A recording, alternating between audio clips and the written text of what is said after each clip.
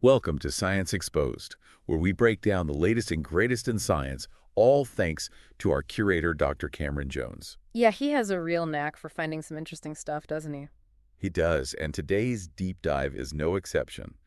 Uh, we are going to be looking at a study about AI Oh, wow. and self-care.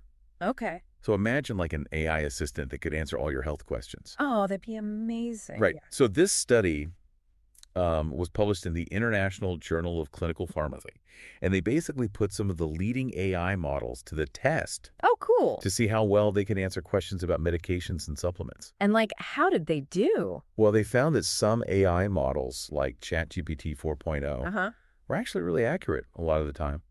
But That there's makes always a sense. catch, right? Yeah, when it comes to your health, you really want to make sure things are accurate. Exactly. And one of the things they found is that these AI models, Yeah. they can be a bit like parrots, Parrots? What do you mean? like repeating what they've been trained on. Oh, so if it's been trained mainly on English data, then Yeah. maybe it wouldn't do as good in other languages. Yeah, that's exactly what they found. Interesting. That the accuracy dropped when they tested the models in other languages. Yeah, that makes sense. Right. Like if it's mostly been fed English text, it's going to be better at English. Exactly. And it's not just language. Remember how we were saying about AI being like a parrot? Hmm. Well, that can lead to some pretty interesting situations. Oh, no. They actually found that these AI models sometimes hallucinate. Hallucinate. What do you mean, like they see things that aren't there?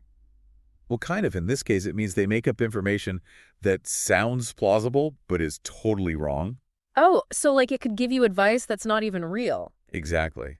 Yeah. So imagine asking AI for advice on medication Mm-hmm. and it recommends something that doesn't even exist. Oh, gosh, that's kind of scary.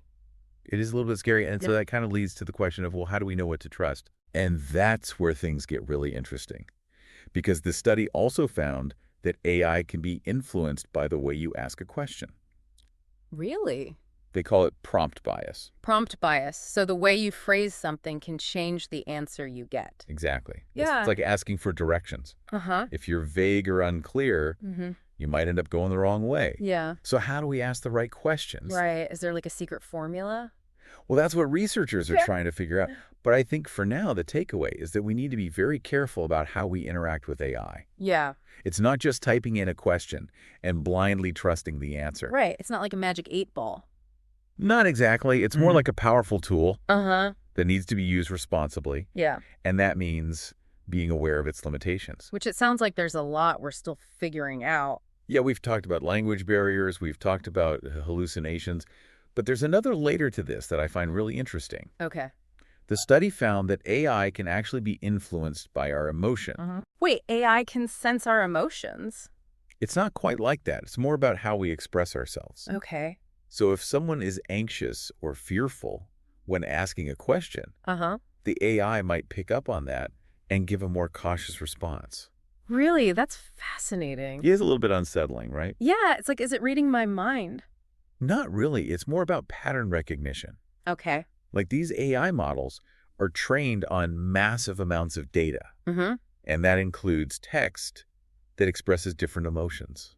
Oh. So when you ask a question in a way that reveals your anxiety or your fear, Right. the AI might recognize that pattern and adjust its response. So it's not really reading our emotions, but it's responding to the way we express them. Yeah, and that raises some interesting questions about the future of AI in healthcare. Right. Like if AI is becoming more attuned to our emotional states, Yeah. how will that impact the advice it gives us? Yeah, could it lead to more personalized healthcare? Exactly, or even empathetic healthcare. Wow. Or could it be used to manipulate us? That's the big question, isn't it? Yeah, And it's something we need to think carefully about as AI becomes more integrated into our lives. absolutely. We're just at the tip of the iceberg here, it sounds like. I think so. It's really uncharted territory. Yeah, and it's moving so fast. It is. Well, thankfully, we have Dr. Jones to find all these interesting studies for us. He does always keeps us on our toes. He does. And speaking of keeping us on our toes, what other surprises did this study uncover about AI and self-care? I don't know. Well, we'll dive into those right after a quick message from our sponsor. Sounds good. Don't forget to like, share, and subscribe to Science Exposed, and check out our show notes for more ways to connect. See you soon. We'll be right back with more insights into the world of AI and self-care. Welcome back to Science Exposed. So before the break, we were talking about how AI could change the way we take care of ourselves. Right, and it's amazing how quickly things are changing. It is. And we were talking about those hallucinations, AI having those. Right, like making stuff up and making it Yeah. sound really believable. Yeah. It's kind of scary that it could just give you like totally wrong advice. It is. It really emphasizes that we can't just trust anything an AI tells us. Exactly. You can't just assume it's right. No, you have to do your research. Right. You have to double check things. Yeah. And remember how we were talking about those AIs that are connected to the internet? Oh, yeah, the ones that can do research in real time. Right. So they're like detectives, with a magnifying glass. Yeah, exactly. But it turns out they don't always use their full potential. Really? Yeah, the researchers found that sometimes they give outdated information, Oh, wow. even though they could look up the latest stuff online. So they have all the tools, but they don't always use them. Yeah, it's like they forget to study for the test, even though they have all the textbooks. Right. So maybe it's not about how smart AI is, but how it uses what it knows. Exactly. It's a good reminder that AI can't replace human judgment. Right. And critical thinking and maybe common sense. Yeah, absolutely. Yeah. So, what else might we discover as AI gets even more advanced? It's like we're exploring uncharted territory. It is. It's exciting and a little bit scary, too. Yeah, and speaking of uncharted territory, this study also talked about how important it is to work with healthcare professionals when using AI for self-care. Oh, right. Like pharmacists? Exactly. They're the experts on medications, Yeah, they can really help us understand all that complicated stuff. and they can help us connect the information from AI with our own individual needs. Right. So, say you're using an AI chatbot to learn about a new medication. Okay. The chatbot might tell you about the dosage or side effects, but you might have more questions. Like, is it safe to take with other medications? Right. Or what about food interactions? Yeah, A pharmacist can answer all those questions. right. So it's like having a personal health coach. Exactly. And it shows that we need AI and healthcare professionals to work together. Right. It's not about replacing doctors and pharmacists. Yeah, we still need their expertise and experience. It's about giving patients the information they need to make good decisions. Yeah. Right. And speaking of information, this study also found that sometimes even when the AI gave the right answer, it didn't really use all of its skills to get there. Oh, interesting. Yeah, it's like having a whole toolbox, but only using a hammer. So it's not just about the answer. It's about how the AI finds the answer. Exactly. And that's something to remember when we think about if we can trust an AI. It seems like the more we learn about AI, the more we realize we don't know. Right. Every answer just leads to more questions. It's like peeling back the layers of an onion. And sometimes making you cry. That's a good one. And speaking of peeling back layers, let's talk more about prompt bias. Right. The idea that the way you ask a question can change the answer.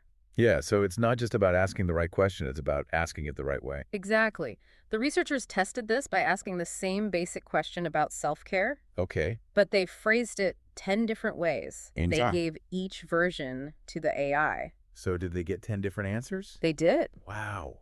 So even small changes in wording can make a big difference. Yeah, we need to be really careful about how we talk to AI. And how our own biases might affect things. Exactly. It's like a dance we have to learn to communicate. That's a great way to put it. And speaking of communication, I think we should wrap up this part of our deep dive. Yeah, we've covered a lot of ground, but there's still more to explore. There is. We'll be back with the final part of our AI adventure after a quick break.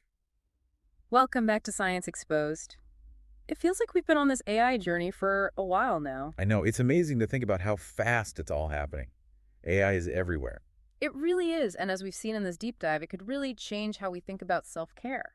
Yeah, imagine having access to personalized health advice anytime you need it. That would be incredible. But as we've talked about, there are some challenges, Definitely, AI is still evolving. We need to be careful about how we use it. especially when it comes to our health. Exactly. This study really showed us that we need to be smart about using AI. We can't just believe everything it tells us. We need to be critical thinkers. Exactly. We have to do our own research and double check things. Right. It's like any new tool we need to learn how to use it properly. Yeah, we wouldn't just get in a car and start driving without any lessons. Definitely not. We need to be curious, but also cautious and maybe a little skeptical. Especially with our health.